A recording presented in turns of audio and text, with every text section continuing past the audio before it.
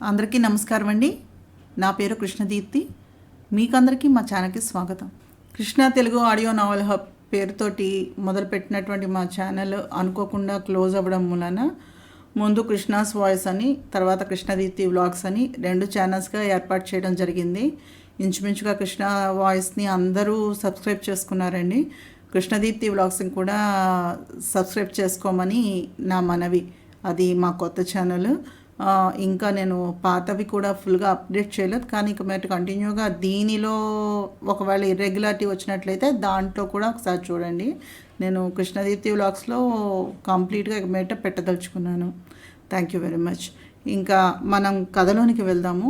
కల్పనాదేవి కలం పేరుతో గాయత్రీదేవి గారు రచించినటువంటి అహంకార నవల 4వ భాగాన్ని చదువుతూ ఉన్నాను. సుచిత్ర తన జీవితాన్నంతా ఒకసారి గతాన్నంతా అవలోకనం చేసుకుంది. అలా ఆలోచిస్తూ ఉన్న అమ్మాయికి అందరిలో భోజనాలు అయిపోయిన తర్వాత ఆఖరి రోజున నిద్రకు చేరేసాక వెళ్ళి కడుపు నిండా నీళ్లు తాగి వచ్చి పడుకున్న దృశ్యం గుర్తుకొచ్చింది. శాశ్వతంగా దూరమవుతున్న ఆరాట కూడా తన మక్కువను తీర్చుకున్నటువంటి భర్త సుచిత్రకు మరింత అసహ్యాన్ని, మొండి ధైర్యాన్ని కూడా కలిగించాడు. అదంతా గుర్తు చేసుకుంటూ ఉంటే, ఏమిటే నీలో నువ్వే అలా బాధపడుతూ ఉన్నావేంటి? దేనికా కన్నీళ్ళు? ఎంత పిలిచినా పలకని సుచిత్రను దగ్గరకు వచ్చి భుజం పట్టి కుదుపుతూ కళ్ళు తుడిచింది ఆదుద్దాకా చూస్తూ శకుంతల. వంటగది గుమ్మంలో నిలబడి ఆశ్చర్యంగా చూస్తూ ఉన్నాడు మందహాస్. అబ్బే ఏమీ లేదు. కంగారుగా కళ్ళు తుడుచుకుని లేస్తూ, చందు ఏడి? చాలా పొద్దుపోయింది. నా కోసం పెద్దమ్మ ఎదురు చూస్తూ ఉంటుందేమో. ఇంకా నేను వెళతానే శకుంతల, తెచ్చిపెట్టుకున్నటువంటి చిరునవ్వుతో అంది సుచిత్ర. భలేదానివే, నీకోసం పని కట్టుకుని ఉండవద్దని అమ్మకు పాలికాపుతోటి కబురు పెట్టాలే. చందు భోజనం కూడా అయిపోయింది, హాయిగా నిద్రపోతున్నాడు. నువ్వురా, మనం కూడా భోజనం చేద్దాం. చెయ్యి పట్టుకుని వంటగదిలోనికి లాక్కుని వెళ్ళింది శకుంతల. సుచిత్ర ఏం చెప్పినా ఆ భార్యాభర్తలు వినలేదు. తప్పనిసరిగా శకుంతల మందహాసల ఆతిథ్యాన్ని స్వీకరించి వాళ్లను ఒప్పించి బయలుదేరేసరికి రాత్రి సమయం 10 అయిపోయింది. ఆలోగా 4-5 సార్లైన శకుంతల సుచిత్ర అంత హఠాత్తుగా రావటానికి గల కారణాన్ని అడిగి సమాధానం పొందలేక నిరాశపడి ఉండుంటుంది. సుచిత్రను దించి వెళ్ళటానికి వెంట వచ్చారు శకుంతల, మందహాసులు. ఏ వ్యక్తి సహచర్యము దుర్భరంగా తలపోసి మందహాస్ని తిరస్కరించిందో ఆ వ్యక్తి సాన్నిహిత్యంలో జీవిత మాధుర్యాన్ని సంపూర్తిగా రుచి చూసింది శకుంతల. ఏ వ్యక్తి పొందు మహద్భాగ్యంగా తలచి వాంఛించిందో తను ఆ జీవితంలోని నరకయాతనకి, ఆ తీరనటువంటి మనోక్షోభానికి స్పందన కోల్పోయి జీవోత్సవంలా మాదిరిపోయింది తను. తన అంచనా తలకిందులైనందుకు ఆ రోజు మొదటిసారిగా కంటతడి పెట్టింది సుచిత్ర. పల్లెటూరివాడు, వ్యవసాయదారుడు అని, ఏ అనుభూతి తెలియనటువంటి అడవ మనిషి అని భ్రమపడే మందహాస్కి భార్యని లాలించటం, ప్రేమించటం, పూజించటం, అనునయించటం, అనురాగాన్ని పంచటం పూర్తిగా తెలుసు. అన్నీ తెలుసునని పొరబడినటువంటి ధనుంజయ్కి భార్య మనసు, మమత, అభిమానం, ఆనందం, ఆమె హృదయ స్పందన ఏమీ తెలియవు. చెప్పినా అర్థం కావు కూడా. ఎంత చిత్రమో! తను మందహాస్నే చేసుకుని ఉన్నట్లయితే ఈ పరిస్థితి ఎలా ఉండేది? ఆమె శరీరం జల్లుమంది. ఆ ఆలోచన కలిగినందుకే సిగ్గుపడిపోయింది. చచ్చా, ఏనాడూ లేనిది పరపురుషుని గురించి ఇలా ఇంత నీచంగా ఎలా ఆలోచించగలుగుతోంది తాను? తన మనస్సు ఎందుకు ఇలాగా చలించింది? దీనికి కారణం కోరుకున్నది దొరకని నిరాశేనా, లేక నిజంగానే మందహాస్ పట్ల తన ఆంతర్యం ఆకర్షితమైందా? ఎందుకో ఆ ఊహే కంపరంగా భరించలేనట్టుగా తోచిందామెకు. మనస్సులో కలిగినటువంటి జుగుప్సను చీత్కారంగా బయటకు వ్యక్తం చేసేసింది సుచిత్ర. సుచి, ఏమిటి? ఎందుక అసహ్యం? విస్మయంగా అడిగింది శకుంతల. మందహాస్ కళ్ళు పెద్దవి చేసి చూస్తూ ఉన్నాడు ఆమె వంక. ఏమీ లేదు. తడబాటుగా చందుని ముఖానికి చాటు చేసుకుంది సుచిత్ర. తన రాకకి కారణం తాను చెప్పకపోయినా వర్ధనమ్మగారి ద్వారా తెలుసుకుంటారనే సుచిత్ర ఊహ యథార్థమైంది. విన్న వెంటనే దంపతులిద్దరూ షాక్ తిన్నారు. ఎలాగైనా సుచిత్ర నిర్ణయం మార్చాలని, వెనక్కి పంపించేయాలని ప్రయత్నించి విఫలులైనారు. ధనుంజయ్ వచ్చి నేనెక్కడున్నానని అడిగినట్లయితే చెప్పవద్దు. ఒకవేళ చెబితే, అర్థమైంది సుచిత్ర, నీ సంగతి నాకు బాగా తెలుసు. కానీ ఈ విధంగానైనా అతనిలో మార్పు వస్తే అదే 10,000. ఎందుకో నాకు నమ్మకంగా తోస్తోంది. నీ జీవితం పూలరథంగానే సాగుతుంది. భయపడకు. ఇలా కొందరైనా ఆడవాళ్ళు ఎదురు తిరుగుతూ ఉంటేనే గాని ఈ మగధీరులకు తిక్క కుదరదు. గాఢంగా నిట్టూరుస్తూ బాధగా అంది శకుంతల. దాన్ని బలపరిచాడు మందహాస్. ఇక సుచిత్రతోటి ప్రయాణం కాక తప్పలేదు వర్ధనమ్మ గారికి. అనుకున్నట్టుగానే సుచిత్ర అనుమానం యథార్థమైంది. ధనుంజయ్ ప్రతాపం ఆమె గర్భంలో మరోసారి ఊపిరి పోసుకోవటం ప్రారంభించింది. కొత్త ఇల్లు, కొత్త ఆఫీసు, కొత్త సంసారం, కొత్త వాతావరణం, అంతా కొత్త. జీవితం కొత్త. తెల్లవారి లేచిన దగ్గర నుంచి హడావిడి, కంగారు, ఊపిరి పీల్చుకోవడానికి కూడా టైం లేకుండా ఆదరా బాదరా పరుగులు పెట్టే సుచిత్రకి ఇప్పుడు పనే లేనట్టుగా తయారైంది. అంతా విశ్రాంతి. ఆ విశ్రాంతి కూడా అదో రకమైన బాధగా, ఆలోచనలకు అంతం లేనట్టుగా తయారైపోయింది. ప్రతి క్షణం ధనుంజయ్ గుర్తుకొస్తున్నాడు. ఏం చేస్తున్నాడో, తను ఎక్కడికి ట్రాన్స్ఫర్ అయ్యిందో అతను వచ్చి అడిగినా తెలియనివ్వద్దని అర్థిస్తూ పర్సనల్గా వైజాగ్ కమిషనర్ గారికి ట్రంక్ కాల్ చేసి చెప్పింది. ఆయన, శకుంతల కూడా తన ఉనికి ధనుంజయ్కి తెలియనివ్వరు. ఆ నమ్మకము ధైర్యము ఆమెకున్నాయి. తను చేసినటువంటి ఈ పని ధనుంజయి కళ్ళు తెరిచేలా చేయాలి. అలా జరుగుతుందా? అతను అహంకారం వదిలి ఆత్మీయంగా, అనురాగంగా తన గురించి ఆలోచిస్తాడా? అతనిలో ఆ పురుషాహంకారం పోయి ఆపేక్ష పెళ్ళుబికే రోజు అసలు వస్తుందా? ఇలా ఒంటరిగా 2 పిల్లల్ని పెంచి పెద్ద చేస్తూనే జీవితాంతం నిరాశగా ముగించేసుకుంటూ ఉండిపోవాలా నేను? భగవాన్, నేను అతని అహంకారాన్ని భరించలేకపోయానే కానీ అనురాగాన్ని వద్దనుకోలేదు. ఒక్క శరీరావసరాలకే కాక భార్య భర్తల మధ్యన ఇంకా మమతాభిమానాలు, ఒకరంటే ఒకరికి తీయని స్పందన, అంతరంగపు అడుగు నుంచి పెళ్ళుబిక్కే ప్రేమానుబంధం ఉండాలని ధనుంజయ్ గ్రహిస్తే ఎంత బాగుండును. అతన్ని వదిలి వచ్చిన ఈ 3 నెలలు 3 యుగాలుగా మారినాయి సుచిత్రకి. పైకి చెప్పలేని మూగబెంగతో రవిచంద్ర చిక్కిపోయాడు, జ్వరపడ్డాడు. ధనుంజయ్ వాడినెప్పుడు దగ్గరకు తీయకపోయినా తండ్రిని మరవటానికి వాడు చాలా యాతన పడ్డాడు. అది అర్థమై సుచిత్ర వర్ధనమ్మలు బాధగా నిట్టూర్చారు. సుచిత్ర ఏలూరు వచ్చేశాక శకుంతల, సుచిత్రల మధ్యన ఉత్తర ప్రత్యుత్తరాలు చాలా త్వరగా ఏర్పడ్డాయి. ఇద్దరూ మనస్సులు విప్పి ఉత్తరాలు నింపుకుంటూనే ఉండేవాళ్ళు.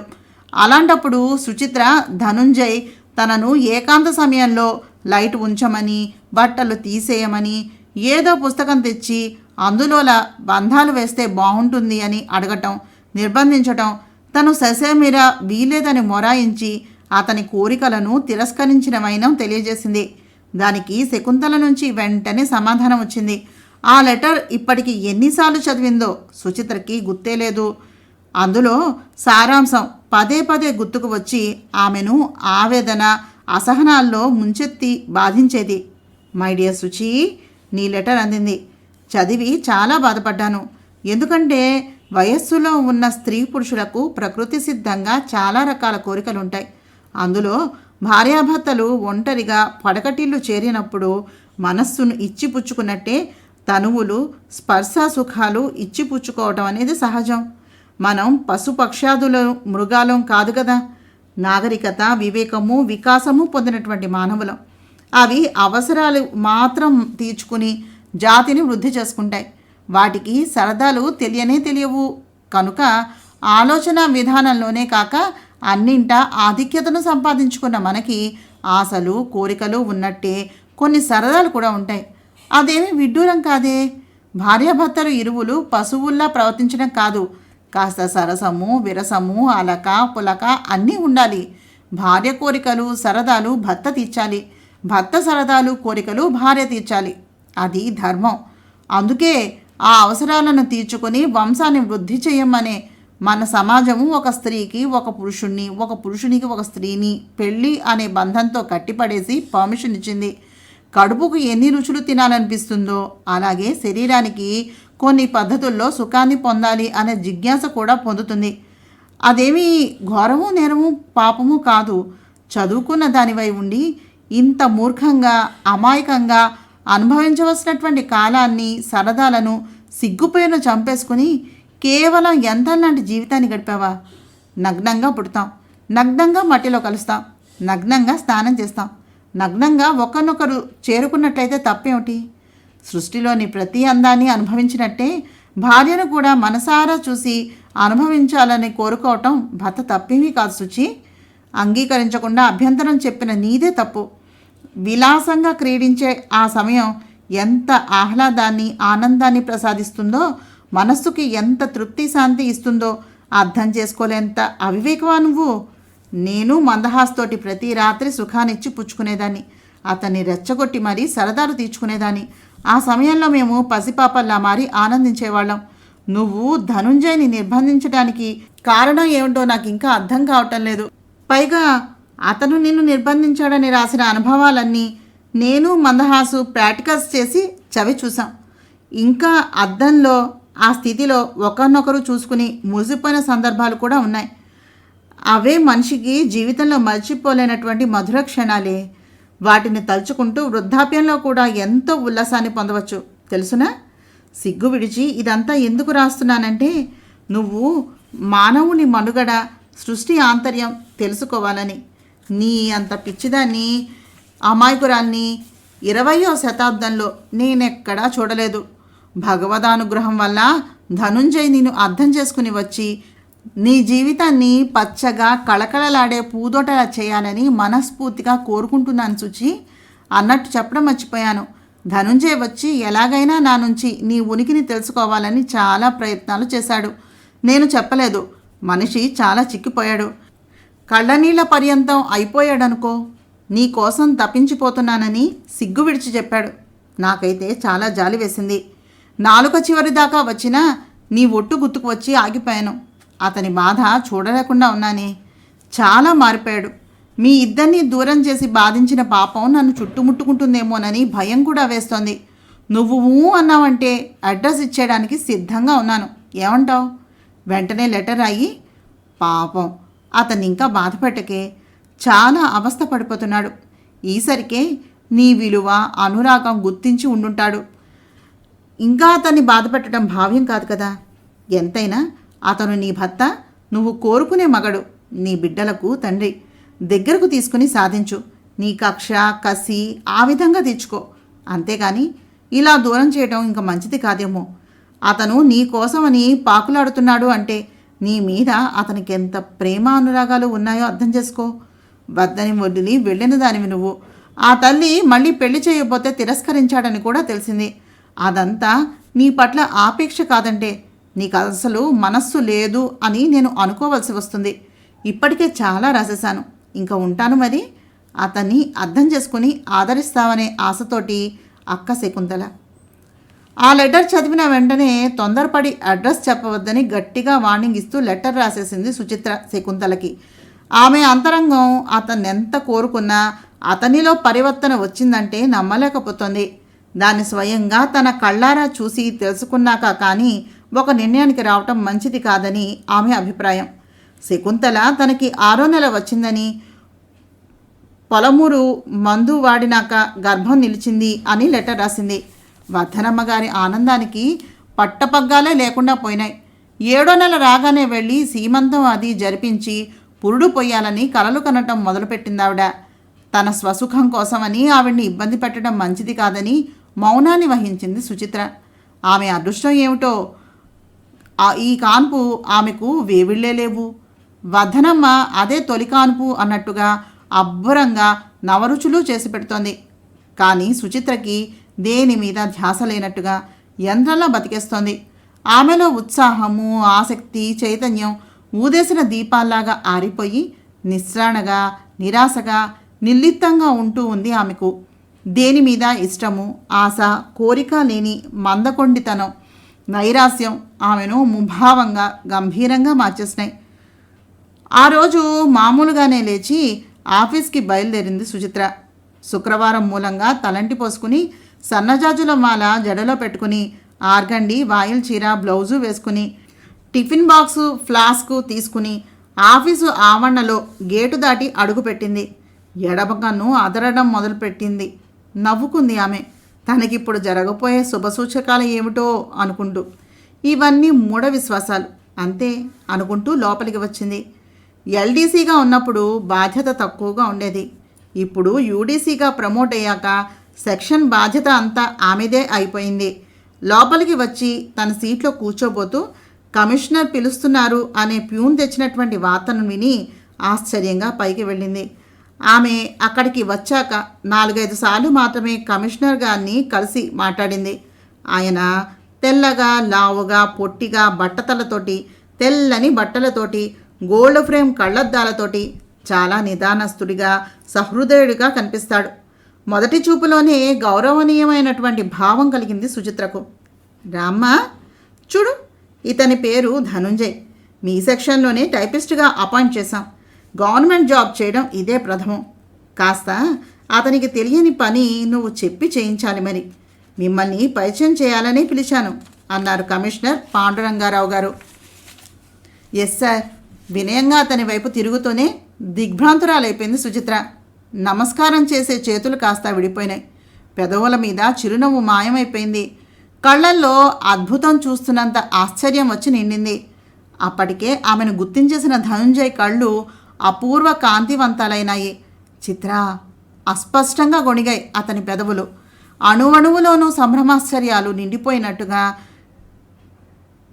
కనిపించదనుకున్నటువంటి వస్తువు హఠాత్తుగా కనిపిస్తే కలిగేటటువంటి ఆనందం, తొట్టుపాటు కలిగాయి అతనికి. అంతలోనే తమని కమిషనర్ గమనిస్తున్నానని గుర్తుకొచ్చి, గ్లాడ్ టు మీట్ యూ చిరునవ్వుతో అంటూ ఆమె చేతిని అందుకుని విష్ చేశాడు. చప్పున తెప్పరిల్లిన Suchitra, glad to see you తెచ్చిపెట్టుకున్నటువంటి చిరునవ్వుతో అనేసి కమిషనర్ గారి దగ్గర సెలవును తీసుకుని వచ్చి తన సీట్లో చతికిల పడ్డట్టుగా కూలబడిపోయింది. ఇదేమిటి, ఇన్నాళ్ల తర్వాత ఇతనికి గవర్నమెంట్ జాబ్ రావడమా? అది తన సెక్షన్లో, తన చేతి కిందనా? భగవాన్! సంతోషమో విషాదమో తెలియని భావం ఆమెను ఉక్కిరి బిక్కిరి చేసి పారేసింది. ధనుంజయ్ ఆ హాల్లోకి వచ్చి అది వరకు టైపిస్టు దగ్గర ఛార్జీ తీసుకుంటున్నాడు. సుచిత్ర టేబుల్కి ఎదురుగానే అతని సీటు. ఆ సీటు తర్వాత పెద్ద చెక్క బీరువా, దాని అవతల మిగతా వర్కర్స్కి టేబుల్స్ ఉన్నాయి. సుచిత్ర సెక్షన్లో ఆమె కాక 2 ఆడవాళ్ళు ఉన్నారు. మొత్తం ఆ సెక్షన్ వర్కర్స్ 8 5 మగవాళ్ళు, 3 ఆడవాళ్ళు. మాత అనే ఒక ఆవిడ నల్లగా, లావుగా, పొట్టిగా, తారు పీపాలా ఉంటుంది. ఆమెనంతా అమ్మా జగన్మాత అని పిలుస్తూ ఉంటారు. వయస్సు 40, విడో, ఒక్కడే కొడుకు అని 10th చదువుతూ ఉన్నాడు అంటారు.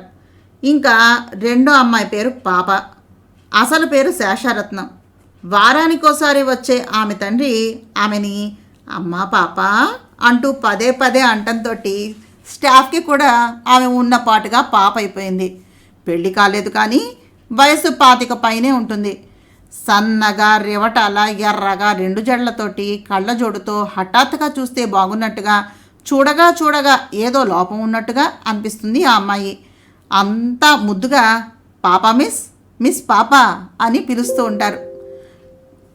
కళ్ళజోడులో ఆ అమ్మాయి కళ్ళు ఎటు గమనిస్తున్నాయో తెలియదు, కానీ అన్నీ చూస్తుంది. కాస్త ఖాళీ దొరకగానే అన్ని సీట్ల దగ్గరకు వచ్చి యోగక్షేమాలను విచారిస్తుంది. ఇక్కడ మాట అక్కడ, అక్కడ మాట ఇక్కడ అనేసి ఎవరైనా ఏదైనా అంటే ఆఫీసు అని కూడా చూడకుండా ఏడుస్తూ కూర్చుంటుంది. మాత అన్న ఆవిడకు నోటి దురుసు, సమర్థించుకోవటం, రవ్వంత జాలిగుండె కూడా ఉన్నాయి. ఎక్కువ మాత పాప ఒక్కటిగా ఉంటారు. పాప మోసుకొచ్చే కబుర్లు వినటానికి తహతహలాడిపోతూ ఉంటుంది మాత. ఇక మగవాళ్ళు అకౌంటెంట్ పాపారావు మినహా మిగిలిన 4 పడుచుకుర్రవాళ్లే. పాపారావుకి కాస్త నత్తి, మరి కాస్త చెవుడు కూడా ఉన్నాయి. వయస్సు 50 దాటింది. అంతా ఏడిపించేస్తూ ఉంటారు ఆయన్ని. కమలాకర్, గోపాలం, స్వామి, డేవిడ్ ఆ సెక్షన్ సభ్యులు. ఇప్పుడు డేవిడ్ స్థానంలోకే ధనుంజయ్ వచ్చి చేరాడు. అతన్ని తన సెక్షన్ వర్కర్స్కి పరిచయం చేయక తప్పలేదు సుచిత్రకి. అంతా బిలబిలలాడుతూ వచ్చి ధనుంజయ్ని చుట్టేసి ప్రశ్నల పరంపరను కురిపించేశారు. రిజిస్టర్ ముందుకు తోసి అందరి చేత సంతకాలు చేయించుకుంది సుచిత్ర. ఆఖరిగా వచ్చి సంతకం చేసిన ధనుంజయ్ కావాలనే జాప్యం చేస్తూ, నేను చాలా అదృష్టవంతుడిని చిత్ర, మళ్ళీ నేను చూస్తాను అనుకోలేదు అన్నాడు అతి మెల్లగా. ఇంత త్వరగా మీ కళ్ళ పడినందుకు నిజంగా నేను చాలా దురదృష్టవంతురాల్ని. చూడండి, మన పరిచయం పైకి తీయాలి అని కానీ, మన సంబంధం అందరికీ వెల్లడి చెయ్యాలి అని కానీ అనుకోకండి. నేనిప్పుడు మీ భార్య సుచిత్రను కాను, మీపై అధికారిని మాత్రమే. ఆ విషయాన్ని గుర్తుపెట్టుకుని ప్రవర్తించండి అంది ఖచ్చితమైనటువంటి స్వరంతో సుచిత్ర. ధనుంజయ్ ఆమెను చూసి తెల్లపోయినట్టుగా ఉండిపోయాడు క్షణంసేపు. మరుక్షణంలో నోరు తెరిచి ఏదో అనబోయాడు. ప్లీజ్ గో అంది ముక్తసరిగా. తప్పనిసరిగా తన సీట్లోకి వచ్చి కూర్చున్నాడు ధనుంజయ్. ఆ రోజు ఇద్దరికీ మనస్థిమితం లేదు. ఎదురుబుదురుగా కూర్చోవటం వల్ల అతనికి వర్క్ తెలియదు. మీరు కాస్త చెప్పాలి అనే కమిషనర్ ఆదేశం వల్ల సుచిత్రకి అనీజీనెస్ అధికమైపోయింది. ఇంటికి వచ్చినా ఆమె మనస్తాపం తీరలేదు. ఇంత హఠాత్తుగా ఇన్నాళ్లుగా రాని గవర్నమెంట్ జాబ్ ధనుంజయ్కి ఎలా వచ్చేసింది? ఇదే ఆలోచన కుమ్మరి పురుగులా తొలిచేస్తూ ఉన్నది ఆమెను.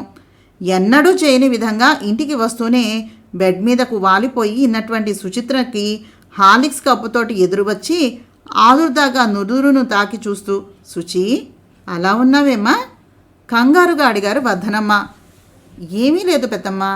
బలవంతంగా నవ్వుతూ లేచి కప్పును అందుకుంది సుచిత్ర. ఆవిడ చాదస్తం ఆమెకు బాగా తెలుసు. ధనుంజయ్ సంగతి చెబితే వెంటనే వెళ్ళి ఇంటికి తీసుకొచ్చేస్తాను అంటుంది. అబ్బాయికి ఉద్యోగం కొత్త, ఊరు కొత్త, ఎరగనటువంటి ఊళ్ళో ఒంటరిగా వదిలేసి వచ్చావా అంటూ విరుచుకుపడుతుందేమో. ఆ తలనొప్పిని కొని తెచ్చుకోవటం ఇష్టం లేక లేని ఉత్సాహాన్ని నటించింది సుచిత్ర. రవిచంద్ర తప్పటడుగులు వేస్తూ వెళ్ళి కుర్చీలో పడి ఉన్నటువంటి ఉత్తరాల తీగను కిందకి లాగుతూ అది రాక ఏడుపు మొదలెట్టాడు. వర్ధనమ్మ గబాల్న ఉత్తరాల తీగను లాక్కుంటూ, వీడికి బొత్తిగా అల్లరెక్కువైపోయిందే అమ్మా, ఎక్కడ ఏం పెట్టినా ఉంచటం లేదు. ఇందాక శకుంతల దగ్గర నుంచి లెటర్ వస్తే గుచ్చుదామని తీసి పని ధోరణిలో మర్చిపోయాను అంటూ తీగను యథాస్థానంలోనికి తీసుకుని వెళ్ళి తగిలించింది వర్ధనమ్మ. అట్టే చూస్తూ హార్లిక్స్ తాగుతున్న సుచిత్రకి కోటేశ్వరరావు గారు పోయిన రోజుల్లో మీ పెదనాన్న నీకు లెటర్ రాశారే అమ్మా అంటూ పెద్దల్లి లెటర్ ఇవ్వటం, ఆ దుఃఖంలో తను దాన్ని చదవకుండానే పెట్టి అడుగున పడేయటం, అకస్మాత్తుగా జ్ఞప్తికి వచ్చి కప్పుని కింద పెట్టి చప్పున లేచి వెళ్ళి పెట్టి తెరిచి బట్టల అడుగున ఉన్న కోటేశ్వరరావు గారి లెటర్ని తీసి ఆత్రంగా చదవటం మొదలుపెట్టింది. చిరంజీవి సౌభాగ్యవతి సుచిత్రను ఆరోగ్యవతిగా ఆశీర్వదిస్తూ మీ పెదనాన్న వ్రాయినది. ఎంతో ముచ్చటపడి చేసిన నీ పెళ్ళి ఇంత అధ్వానంగా తయారవుతుందని నేను కలలో కూడా అనుకోలేదు. నీ మీద బెంగతో నువ్వేమవుతావో అనేటటువంటి దిగులుతో ప్రతిక్షణం నరకయాతనను అనుభవిస్తున్నాను. తమ్ముడి బిడ్డగా నిన్ను పెంచితే ఇంత ఆవేదన నాకు ఉండకపోయేదేమో. నిన్ను నా కన్నబిడ్డ శకుంతల కన్నా మిన్నగా పెంచిన మమకారం ఇప్పుడు నా కంఠానికి పాసంలా మారిపోయింది సుచి. అందుకే నా పేరు బలంతో, నలుగురిలో నాకున్న గౌరవంతో నీకు సామర్లకోట ట్రాన్స్ఫర్ చేయించాలని, ధనుంజయ్కి కూడా మున్సిపల్ ఆఫీసులోనే ఉద్యోగాన్ని వేయించాలని దీక్ష పూనాను. ఎంత కాట్లాడుకున్నా భార్యాభర్తలు ఒకటి కాకపోరు. పుట్టి పెరిగిన పరిసరాలు, గారాబం, మొదటి నుంచి స్వసుఖం చూసుకునేలా అలవాటు చేయబడ్డ ధనుంజయ్లో సహజంగా ఉండాల్సిన అహంకారం కన్నా ఇంకో 4 పాళ్ళు ఎక్కువే ఉందే కానీ నువ్వంటే లక్ష్యము, ప్రేమ లేకపోవటం కాదది. ఒక్క మాటలో చెప్పాలంటే అతను లేకుండా నువ్వు బతకగలవేమో, కానీ నువ్వు లేకుండా అతను క్షణం కూడా బతకలేడు. అతని బలహీనత అలాంటిది. అందరిలా ఆంతర్యంలోని నిక్షిప్తమైనటువంటి అనురాగాన్ని బయటకు వెల్లడి చేయగలిగేటటువంటి శక్తి అతనికి లేదు. ఆవేశ స్వభావం మూలంగా త్వరగా ఒక నిర్ణయానికి వచ్చేసి దాని ఫలితం తెలిసాక చాలా యాతన పడుతూ ఉంటాడు. ఆ వాతావరణం, ఆ వ్యక్తులు దూరమైతే నిన్నతను తప్పకుండా అర్థం చేసుకుంటాడు, నీకోసం పరితపిస్తాడు. ఇది నా నమ్మకం మాత్రమే కాదు, ఉన్న యథార్థం కూడా. అందుకే మీ ఇద్దరినీ ఒక చోట ఉంచాలనే పట్టుదలతోటి విశ్వప్రయత్నము చేస్తూ ఉన్నాను.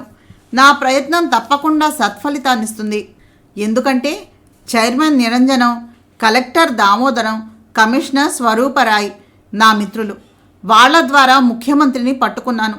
ఈ నెలాఖరికి నీకు ఆర్డర్ వస్తుంది. ధనుంజయ్ ఇంకా కొంచెం టైం పట్టే అవకాశం ఉంది కనుక నీ సంసారాన్ని నువ్వే సుఖవంతం చేసుకో. అతి మంచితనం పనికిరాదు సుమా. మెల్లగా ధనుంజయ్ని నీకు నచ్చిన పద్ధతుల్లోకి మార్చుకో. అతని మనస్తత్వం పసిపిల్లాడి మనస్తత్వం. చేరదేసి నీ అనురాగంతో అతనిలో ఉన్నటువంటి అహంకారాన్ని, అభిజాత్యాన్ని రూపుమాపి నీవాడిగా తీర్చిదిద్దుకో. నీకు ఆ శక్తి ఉందని నాకు తెలుసు. నేను ఏ లోకంలో ఉన్నా నీ సుఖము, సంతోషాన్ని మాత్రమే కోరతాను. మమకారంతో పురుషుణ్ణి బంధించటం స్త్రీ విద్యుక్త ధర్మం తల్లి. ఇంతకన్నా ఏమి చెప్పని చెప్పు. నా ఆరోగ్యం పూర్తిగా క్షీణించిపోయింది. ఏ క్షణంలో రాలిపోతానో అర్థం కావటం లేదు. జాగ్రత్తగా ఉండమ్మా. ముళ్ళ కంప మీద పడిన బట్టను సున్నితంగా తొలగించుకోవాలి. ఎప్పుడూ నీ క్షేమాన్ని, శ్రేయస్సును కోరుతూనే ఉంటాను. చందుకు నా ఆశీస్సులు. ఉంటానమ్మా. మీ పెదనాన్న కోటీశ్వరరావు. ఉన్నట్టుండి ధనుంజయ్ని అదృష్టం ఎందుకు వరించిందో అప్పటికి సుచిత్రకు అర్థమైంది. ఆ లెటర్ తన చేతికి అందగానే చదివి ఉన్నట్లయితే తప్పకుండా జాగ్రత్త పడి ఉండేదేమో. ఇప్పుడు అతని ఎదురుగా కూర్చుని భావరహితంగా వర్క్ చేసుకోవాలంటే ఎంత శక్తి నిగ్రహం కావాలి. భగవాన్, ఏమిటి నాకు ఈ పరీక్ష? సుచిత్రకు పెత్తండి మాటలు, శకుంతల మాటలు గుర్తుకొచ్చాయి. ముళ్ళ కంచె మీద పడిన బట్టను సున్నితంగా తొలగించుకోవాలి. అతని మీద కసి కక్ష ఉంటే చేరువై సాధించు. అంతేకాని అతన్నిక దూరం చేయకు. అదోలాగా తల పంకిస్తూ లేచి దీర్ఘంగా నిట్టూర్చింది. ధనుంజయ్కి బాగా ఇష్టమైనటువంటి లేత గులాబీ రంగు పాలిస్టర్ చీర, బ్లౌజు వేసుకుంది తప్పనిసరిగా. ఆదివారం కానీ బట్టలు ఉతుక్కుని ఇస్త్రీ చేసుకోవడానికి కుదరదు. వర్ధనమ్మ గారి మీద ఆ పని కూడా నెట్టడం ఆమెకి ఇష్టం లేదు. ఉతకచ్చులే అని బద్దకించినందుకు చీరలన్నీ మాసిపోయినాయి. ఆ చీరలో తనను చూడగానే ధనుంజయ్ మూమెంట్స్ ఎలా మారతాయో తేలిగ్గానే ఊహించుకుందామే. గత్యంతరం లేక ఆఫీస్కి బయలుదేరింది. సుచిత్ర 5 నిమిషాలు ముందుగా వెళ్తుంది. మిగిలిన స్టాఫ్ 5 నిమిషాలు లేటుగా వస్తారు. రావటం వచ్చేసిన ఆఫీసు ఆవరణలో నిలబడి సిగరెట్లు కాలుస్తూ కబుర్లు చెప్పుకుంటూ ఓ పావుగంట కాలక్షేపం చేయటం వాళ్లకున్నటువంటి ఆనవాయితీ. సుచిత్ర 2-3 సార్లు మందలించి ఫలితం కనిపించక మౌనాన్ని వహించింది. తన స్టాఫే కాదు, మిగిలిన సెక్షన్ ఆఫీసు స్టాఫ్ అంతా కూడా అంతే. ఇంకా తన స్టాఫ్ కొద్దిలో కొద్ది నయం. తన మీద భయమో, భక్తో, గౌరవమో పని సక్రమంగా చేస్తారు. వినయంగా ఉంటారు. మాటను మన్నిస్తారు. మిగిలిన సెక్షన్స్కి అది లేదు. బి సెక్షన్ యూడీసీ ప్రతాప్ అప్పుడప్పుడు ఆమెను కలిసి తన సాధక బాధకాలు చెబుతూ ఉంటాడు. అతని 3-10 వయస్సులోకి వచ్చేస్తూ ఉన్నాడు. సన్నగా, ఎర్రగా, అందంగానే ఉంటాడు. సరదాగా మాట్లాడతాడు కూడా. అతన్ని చూడగానే పాప, శేషారత్నం ముడుచుకుని 3 అంకె అయిపోతుంది. సుచిత్ర తమాషాగా చూసేది. ఎప్పుడూ బయట భుజాల చుట్టూ కప్పుకొని ఆఫీస్కి ఎలా వస్తుందో, ఇంటికి వెళ్ళేటప్పుడు కూడా అంతే. అదంతా చూసి ఆమెకు ఇంకా పెళ్లి కాలేదని భావించుకున్న ప్రతాప్ తీయని ఊహల్లో తేలిపోయేవాడు. ఇదంతా ఆ ఆఫీసులో అడుగు పెట్టగానే గ్రహించేసినటువంటి ధనుంజయ్ సున్నం బట్టిలాగా ఉడకటం ప్రారంభించాడు. తన సీట్లో కళ్ళు మూసుకుని వెనక్కు వాలి అలవాటుగా రెస్ట్ తీసుకుంటూ ఉండిపోయింది సుచిత్ర. నడిచి రావటం వల్ల కొద్దిగా ఆయాసంగా అనిపిస్తోంది. Good morning Suchitradevi. ఆమె టేబుల్ను సమీపిస్తూ కోపాన్ని నిగ్రహించుకుని చిరునవ్వుతో అన్నాడు ధనుంజయ్. స్థూలకాయాన్ని మోసుకుంటూ ఆ మాత్రం ఎండనే భరించలేక ఉన్నట్టుగా హడావిడిగా లోపలికి వచ్చినటువంటి మాత, ఆమెను అనుసరించి వచ్చిన పాప, ఏకాంతంగా ఉన్న సుచిత్ర ధనుంజయ్ని చూసి ఎక్కడ వాళ్ళు అక్కడే ఆగిపోయారు. కళ్ళు, చెవులు కూడా ఏకాగ్రతగా వాళ్ళ మీద లగ్నం చేశారు. Good morning. చప్పున కళ్ళు తెచ్చి సర్దుకుని కూర్చుంటూ రిజిస్టర్ ముందుకు తోసింది సుచిత్ర యాంత్రికంగా. చిత్ర, నీతో మాట్లాడే పనుంది. దయచేసి ఒక్క పావుగంట అవకాశం ఇవ్వు. సంతకం చేస్తూ వేడుకోలుగా అన్నాడు. ఐఎమ్ సారీ మిస్టర్ ధనుంజయ్, ముభావంగా అంది. ప్లీజ్, నువ్వు నన్ను ఇంకా క్షమించలేకపోతున్నావని నాకు అర్థమవుతోంది. నేను మారిపోయాను చిత్ర, పూర్తిగా మారిపోయాను. నీకోసం ఎంత తప్పించిపోతున్నానో నీకెలా తెలుస్తుంది? ఒక్కసారి అవకాశం ఇచ్చి పుణ్యం కట్టుకో. నన్ను చూడగానే నా ప్రార్థన ఫలించి భగవంతుడే నేను ఇక్కడికి పంపాడని ఎంత సంబరపడ్డానో. నీ ప్రవర్తన చూశాక అంత కుంగిపోతూ ఉన్నాను. నేను అంటూ అతను ఇంకా ఏదో చెప్పబోతూ ఉంటే, please stop it, you can go. వేలు పెట్టి అతని సీటు వైపు చూపిస్తూ విసురుగా అంది. ధనుంజయ్ ముఖం కందగడ్డలా కందిపోయింది. బుస్సున పొంగిన కోపాన్ని పళ్ళ బిగువున భరిస్తూ చేసేదేమీ లేక వచ్చి తన సీట్లో కూర్చున్నాడు. అతని వాలకాన్ని గమనించిన మాతకి కిసుక్కున నవ్వేసి పాప కళ్ళతోటి వారించటంతో ఆగిపోయింది. ఆ చిన్న శబ్దమే సుచిత్ర ధనుంజయల చెవిన పడింది. సుచిత్ర నిదానంగా వాళ్ళకేసి చూస్తే ధనుంజయ్ సిగ్గుతో కుంచుకుపోయాడు. సారీ మేడం, రిజిస్టర్లో సంతకం చేస్తూ అంది పాప. ఇట్స్ ఆల్ రైట్ తేలిగ్గా తీసేస్తూ తన పనిలో నిమగ్నం అయిపోయింది సుచిత్ర. తర్వాత కథ నెక్స్ట్ ఎపిసోడ్లో విందామండి. నమస్తే. తప్పకుండా మా ఛానల్ సబ్స్క్రైబ్ చేసి షేర్ చేసి లైక్ చేసి కామెంట్ చేయండి. నమస్తే.